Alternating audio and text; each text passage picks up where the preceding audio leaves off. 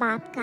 दूर किसी जंगल में एक छोटी चिड़िया अपने एक छोटे से बेटे के साथ रहती थी। जंगल में बदलते हुए मौसम के साथ भोजन का मिलना बहुत मुश्किल हो गया था। तोता चिड़िया के पास आता है। चिड़िया चिड़िया, क्या तुम भी जा रही हो ना? कहाँ कहाँ तोते भैया? सब पक्षियों ने सलाह की है, हम कल सुबह सवेरे दूसरे जंगल पर आवास कर जाएंगे। मेरा बच्चा बीमार है, मैं अपने छोटे से बच्चे को लेकर कैसे इतनी दूर तक जाऊंगी? मम्मा, मैं उड़ सकता हूँ, आप चिंता न करें, मैं आपके साथ साथ उड़ता जाऊंगा। चिड़िया बहन, अगर सब चले गए तो तुम्हारे लिए अकेले इस बड़े जंगल में रहना बहुत मुश्किल हो जाएगा। अच्छा, अब मैं चलता हूँ, मुझे कवि और कवि को भी बताने जाना है। तोता चला जाता है। बात सुन लो तोते मेरी, उस चिड़िया का छोटा सा बच्चा है और वो बहुत आहिस्ता आहिस्ता उड़ेगी, हम उसे साथ नहीं लेकर जा सकते। हमें शाम होने से पहले पहले दूसरे जंगल जाना होगा। कवि और कवि, अगर वो चिड़िया साथ उड़ सकती हुई तो ठीक है, वरना हम उसे रास्ते में छोड़कर आगे निकल जाएंगे। रात हो जाती है। मम्मा चिड़िया बहुत परेशान थी। उसका बच्चा छोटा था और उसे कल से बुखार भी था। मम्मा चिड़िया जानती थी कि उसे अपने दोस्तों के साथ दूसरे जंगल जाना ही होगा।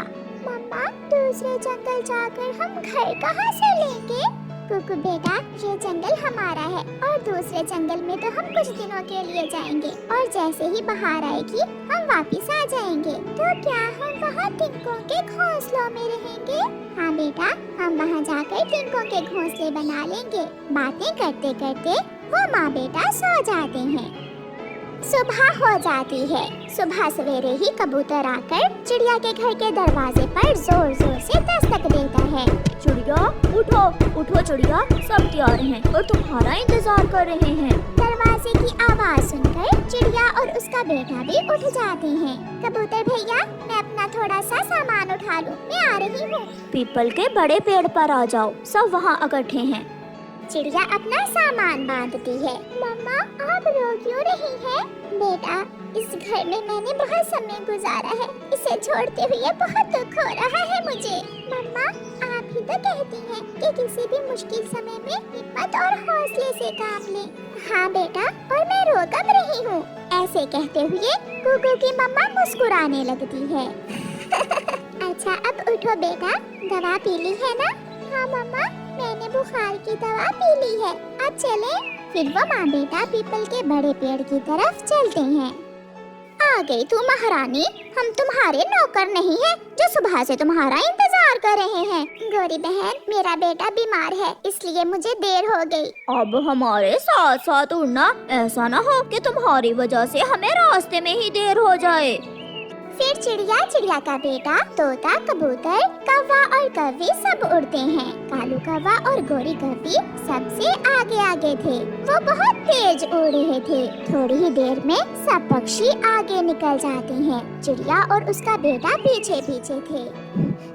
मम्मा, मम्मा, मैं थक गया हूँ, मेरे पंखों में दर्द होने लगा है।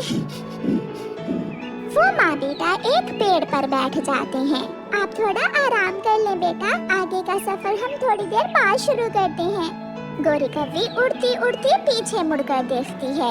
रुको रुको, वो चिड़िया वहाँ बैठ गई है। तोते, तुम जाओ और चिड़िया से पूछ कर आओ और उसे बता दो कि ऐसे नहीं चलेगा, रुकने और आराम करने का समय नहीं है हमारे पास। मैं अभी जाता हूँ। फिर मिट्ठू तोता वापस आता है।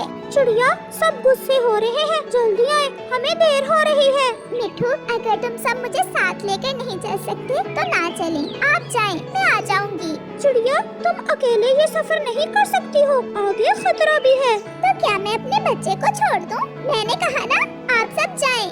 मम्मा, ये सब मेरी वजह से है, अगर मैं भी तेज उड़ सकता तो हम आपके दोस्तों के साथ ही चले जाते। तोता चला जाता है। बेटा, मेरा कोई दोस्त नहीं है, अगर वो मेरे दोस्त होते तो मुझे ऐसे छोड़कर न जाते। क्या कहा है उस छोटी चिड़िया ने? वो कहती है तुम सब जाओ। वो अकेली कैसे आएगी? उसे छोड़ो, मरने दो उसे। अपनी जान बचानी है तो हमें रात होने से पहले पहले दूसरे जंगल जाना ही होगा। वो सब फिर से उड़ते हैं। और चिड़िया उन्हें जाता हुआ देख रही थी। आहिस्ता आहिस्ता वो सब चिड़िया की नजरों से ओझल हो जाते हैं। कुकू बेटा, मैं आपके लिए कुछ खाने को ढूंढती हूँ, आप इसी पेड़ पर बैठे। मम्मा, आप भी कुछ खा लेना, आप भी तो भूखी हैं। फिर मम्मा चिड़िया अपने बेटे के लिए दाना लेने चली जाती है। दूसरे सब पक्षी भी दूसरे जंगल में पहुंच जाते हैं। वो सब जैसे ही दूसरे जंगल में जाने लगते हैं, एक उल्लू उन्हें रोक लेता है। कहाँ कहाँ तुम सब कहाँ घुस रहे हो? ये जंगल हमारा है। उल्लू जी, हम हर साल पतझड़ के दिन गुजारने इस जंगल में आते हैं। यहाँ हमारे तिनकों के घोंसले भी हैं। जाकर देख लो, बेरी के पेड़ पर जो तिनकों का घोंसला है उसमें अभी तक हमारे काले रंग के पंख पड़े होंगे। मगर इस बार हमने फैसला किया है, हम किसी भी विदेशी पक्षी को अपने जंगल में आश्रय नहीं देंगे। तुम सब कहीं और जाओ। ये तुम क्या कह रहे हो उल्लू जी? हम कहाँ जाएंगे? ये मैं नहीं जानता, तुम अब जा सकते हो। बहुत ही परेशान होकर सब पक्षी वहाँ से उड़ते हैं। रात हो जाती है और उन्हें अभी तक कोई सुरक्षित जगह नहीं मिली थी। कौवा, कौवी, कबूतर और तोता घने जंगल में पेड़ों पर बैठकर ही रात गुजारने का फैसला करते हैं। कौवे और कौवी, अगर ऐसे पेड़ों पर बैठकर ही रात गुजारनी थी तो हमने अपनी दोस्त चिड़िया को क्यों रास्ते में छोड़ा? क्या खबर थी ये कमबख्त उल्लू रास्ते में आ जाएंगे। मैंने तो सोचा था दूसरे जंगल जाकर अपने अपने घोंसलों में आराम से सोएंगे। अब तो कल ही हम सब अपने लिए तिनकों के नए घोंसले बनाएंगे। चिड़िया दाना ढूंढकर अपने बेटे को खिलाती है और फिर एक बूढ़ी फाख्ता चिड़िया को अपने घर ले जाती है। बेटी चिड़िया, तुम मेरे घर में रात गुजार सकती हो। मेरे पास दाना भी है और पानी भी। माँ जी, आपका बहुत बहुत धन्यवाद। फिर वह बूढ़ी फाख्ता कुकू को बुखार दूर करने वाली दवा देती है, जिससे कुकू स्वस्थ हो जाता है। वो माँ बेटा बहुत आराम और मजे से वहाँ रात गुजारते हैं और सुबह नाश्ता करके अपना सफर फिर से शुरू करते हैं। चिड़िया जब दूसरे जंगल पहुंचती है तो देखती है सब पक्षी बिना घोंसले बनाए ही पेड़ की डालों पर सो रहे हैं। कौवे और कौवी, तोते और कबूतर, उठो, उठकर अपने अपने घोंसले बनाने का काम शुरू करो। सब उठ जाते हैं। चिड़िया तुम? हाँ मैं रात अपने बेटे के साथ छत के नीचे सोई थी और बूढ़ी फाख्ता ने मुझे दाना भी दिया और गरम बिस्तर भी। चिड़िया, मगर उन उल्लुओं ने तो रात हमें जंगल में घुसने ही नहीं दिया और हम यहाँ सारी रात जागते रहे हैं। चिड़िया, हमें माफ कर दो, हमने तुम्हें रास्ते में छोड़ दिया। सच्चे दोस्तों का मुश्किल समय में ही पता चलता है कबूतर भैया। फिर वो सब अपने लिए तिनकों के नए घोंसले बनाने लगते हैं। प्यारे दोस्तों, इस कहानी को लाइक, अपने दोस्तों के साथ शेयर और चैनल को सब्सक्राइब